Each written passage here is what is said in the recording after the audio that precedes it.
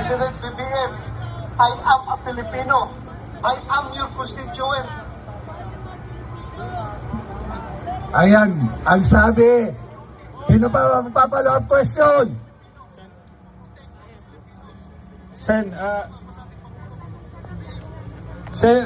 aside from the BBM, wala kang personal na galit sa akin, alam ko yan. Sana naman, bilang Pilipino, protektado rin ako.